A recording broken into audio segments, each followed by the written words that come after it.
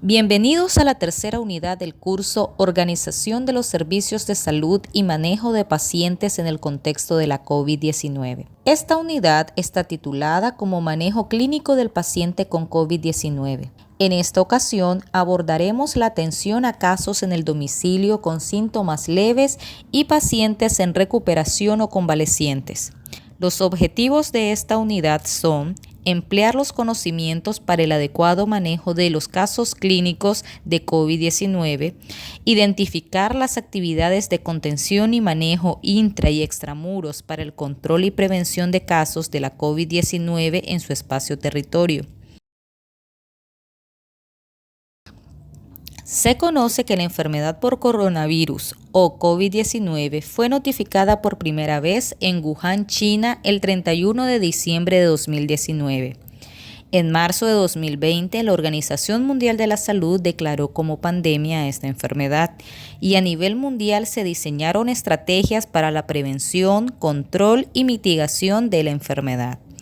En Nicaragua, en el contexto de la COVID-19, el Ministerio de Salud ha implementado guías, protocolos y lineamientos a través de los cuales se han orientado las medidas de salud pública y las acciones sociales para contener la propagación de la enfermedad. El diagnóstico de la COVID-19 se realiza usando la técnica de PCR real-time. Se recolectan muestras del tracto respiratorio superior, ya sea nasofaríngeo y orofaríngeo, y del tracto respiratorio inferior a través del esputo expectorado, el aspirado endotraqueal o el lavado broncoalveolar. La recolecta de la muestra debe efectuarse en el tracto respiratorio inferior en aquellas personas con ventilación mecánica. El triaje se conoce como las acciones dirigidas a la búsqueda, reconocimiento, clasificación, atención rápida y temprana de los casos sospechosos de infecciones respiratorias agudas, provocadas por el SARS-CoV-2 en el primer contacto médico. Para esto es necesario recordar las definiciones de caso de la COVID-19. Se conoce como caso sospechoso aquel paciente que en los últimos 14 días ha manifestado al menos 2 de los siguientes signos y síntomas: tos, fiebre y cefalea, acompañados de otros síntomas o signos como disnea, artralgia, mialgia, odinofagia, rinorrea, anosmia o pérdida del olfato, hipogeusia o pérdida del gusto, conjuntivitis y o dolor torácico.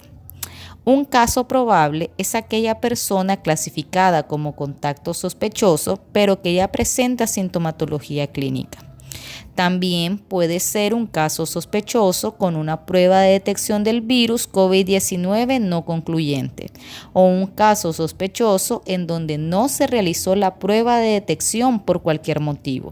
Mientras que un caso confirmado es aquella persona con infección respiratoria aguda confirmada con COVID-19 mediante pruebas de laboratorio, en este caso de la PCR real-time, según el protocolo aprobado por la OMS-OPS. Un contacto es aquella persona que convive en el hogar de un paciente infectado con COVID-19 dentro de un periodo de 14 días posterior al inicio de los síntomas. También es aquella persona que brinda atención directa a los pacientes con COVID-19 o que trabaja con personal de salud infectado. Finalmente, contacto también puede ser una persona que ha tenido un contacto directo con un caso sospechoso o confirmado de COVID-19. Para realizar un manejo diagnóstico adecuado, se deben de precisar el rol que debe cumplir cada nivel de atención. A nivel central, la Dirección General de Servicios de Salud debe hacer énfasis en los signos de peligro, los mecanismos de transmisión, las medidas de prevención y la detección oportuna. Es importante fortalecer los conocimientos y las habilidades del personal de salud, garantizar la aplicación de las medidas de bioseguridad ante la COVID-19 y preparar a los equipos para la detección, notificación, atención y referencia oportuna, así como el seguimiento de los casos de COVID-19. Por otra parte, los ILAIS deben de establecer coordinaciones con los municipios para garantizar una información completa en el caso de los viajeros. Debe de preparar a los equipos de respuesta. Debe también de tener un control de los viajeros que presenten síntomas de sospecha de COVID-19. Es importante la capacitación del personal de salud sobre el uso de los medios de protección personal y su importancia para la prevención y protección ante la COVID-19. Finalmente, el fortalecimiento de los conocimientos sobre los mecanismos de transmisión de la COVID-19 y el seguimiento de los casos es crucial para la contención de la enfermedad. El nivel municipal y comunitario se encarga de fortalecer las capacidades del personal de salud para identificar la COVID-19. También conforma los equipos de respuesta y es el encargado de fortalecer los conocimientos de la red comunitaria de la COVID-19. Debe de garantizarse siempre la utilización del equipo de protección personal o EPP y la aplicación de las medidas de bioseguridad en el personal de salud y de la red comunitaria. En este algoritmo podemos visualizar las acciones que debemos realizar en presencia de un paciente sospechoso con la siguiente sintomatología: fiebre, tos seca y cansancio. En este caso se debe de examinar la orofaringe y observar si hay presencia de exudado o no. Durante el examen físico pulmonar se debe de evaluar el patrón respiratorio, observar si hay taquipnea y a la auscultación verificar la presencia de ruidos pulmonares sobreagregados. Si el paciente presenta los signos descritos previamente, se debe de proceder a la medición del nivel de oxígeno y si este es menor del 96% y se detecta también una alteración hemodinámica, es importante y necesaria la aplicación de oxigenoterapia. Se debe indicar una radiografía de tórax y se debe de brindar manejo a las alteraciones hemodinámicas. También es importante valorar si el paciente se traslada a la UCI. En caso contrario, si el paciente se ingresa a sala para una vigilancia, la oximetría de pulso debe realizarse cada 10 horas, se debe de hacer una semiología o una examinación pulmonar cada 4 horas y el monitoreo del estado hemodinámico cada 2 horas. Luego de varios días de seguimiento en la unidad de salud, si el paciente presenta mejoría clínica con una saturación mayor al 96%, se encuentra febril, sin requerir oxigenoterapia, ni presenta alteraciones hemodinámicas en las últimas 24 horas y tiene resultados de estudios de laboratorio y radiografía de tórax normales, se debe de valorar el alta médica. Dado que la COVID-19 es una enfermedad viral ocasionada por un nuevo tipo de coronavirus, aún no se cuenta con una terapia específica. La administración de fármacos dependerá del cuadro clínico del paciente. Por tanto, la aplicación de antibiótico-terapia se establecerá acorde a la sintomatología y la evolución clínica que presente el individuo. Los casos sospechosos de COVID-19 pueden ser identificados y captados a través de 2 vías. Una de ellas son los puertos de entrada al país, ya sean aéreos, terrestres y marítimos. Y la otra es a través de los establecimientos de salud, en los cuales la red comunitaria juega un papel muy importante refiriéndolo a estas unidades. Si el paciente no cumple con los criterios de caso de COVID-19, el manejo se realiza según lo establecido en la norma 100. Por el contrario, si la persona cumple con la definición de COVID-19, el COE procede a la activación de los protocolos de procedimientos ante una emergencia de salud pública. Se activa el plan de contingencia local, se procede a la investigación y seguimiento de contactos, la comunicación de riesgos siempre debe realizarse y también se establecen coordinaciones con otras instituciones. Se atiende al caso y se realiza búsqueda de contactos. Se recomienda aislamiento por 14 días o se refiere a un nivel de mayor resolución. Se notifica al SILAIS, quien a la vez realiza notificación al MINSA Central. Es importante el llenado de la ficha de recolección y envío de muestras según los criterios establecidos.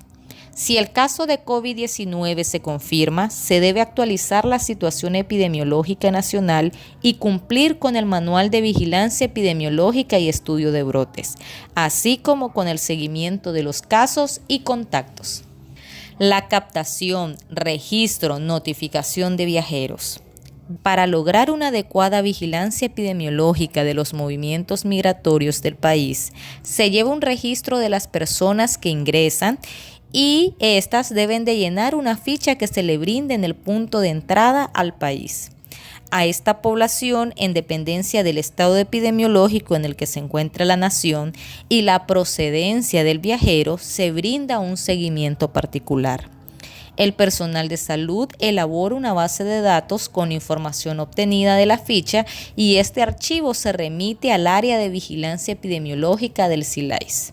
El SILAIS envía la información al MINSA Central, quienes posteriormente distribuyen la información a los demás SILAIS para que estos se organicen a través de los ESAF o GISI. Posteriormente se realiza seguimiento domiciliar a través de asistencia telefónica cada 24 a 48 horas. Se orienta sobre los datos de alarma para entrar en contacto con la unidad de salud. Estas acciones deben de consignarse por medio de constancia de control de historia clínica y seguimiento. Es necesaria la realización de informes del viajero y para ello el personal del ESAP o GISI registra los casos garantizando los datos sociodemográficos para un correcto seguimiento. Esta información debe ser proporcionada al director municipal. El equipo de salud realiza monitoreo de los pacientes por medio de visitas o asistencia telefónica y se le informa siempre a la dirección del SILAIS, quien a la vez notifica al MINSA Central. En el manejo de los casos leves de sus contactos, aquellos viajeros o personas convalecientes, se recomienda el resguardo domiciliar, en el cual se orienta a limitar la movilización a la comunidad y garantizar una permanencia en el lugar en el periodo establecido, durante el cual los equipos de salud familiar y comunitario realizarán la vigilancia de estos casos. Considerando lo anteriormente expuesto, para la atención a viajeros, el personal de salud realiza las siguientes acciones. 1. Identifica la dirección o domicilio de las personas. 2. Indaga sobre la condición de salud y brinda recomendaciones sobre las medidas de prevención.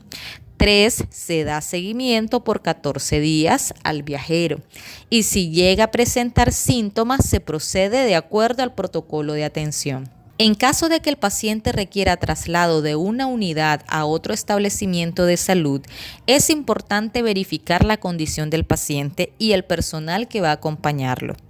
Esto permitirá que durante el viaje el paciente se encuentre seguro dentro de la ambulancia, dado que el personal que lo acompaña está capacitado en técnicas correctas para la movilización del paciente, así como para su vigilancia y monitoreo, especialmente de los signos vitales según la condición del paciente. En caso de que el traslado sea desde un lugar público o desde el hogar del paciente, se deben de recordar los aspectos abordados en el módulo de bioseguridad y garantizar el uso del equipo de protección. Al encontrarnos en el sitio, se debe de verificar la condición del paciente, se deben de aplicar técnicas de movilización y asegurar al paciente en la ambulancia. Se tiene que garantizar la vigilancia y el monitoreo de los signos vitales según la condición clínica del paciente. Por tanto, como conclusiones tenemos que es fundamental el abordaje clínico del paciente COVID-19, tomando en cuenta su condición clínica, ya que la evolución y el pronóstico van a depender de la identificación precoz de los signos y síntomas de la enfermedad. La vigilancia y monitoreo de los viajeros es un tema muy importante para la contención de la enfermedad. Por tanto, el personal de salud realiza un seguimiento continuo a los casos identificados. 3. Para garantizar un abordaje óptimo es necesaria la correcta identificación de casos y de sus contactos. Es importante garantizar el resguardo domiciliar en pacientes que se encuentren con sintomatología leve o estén en fase de recuperación o convalecencia.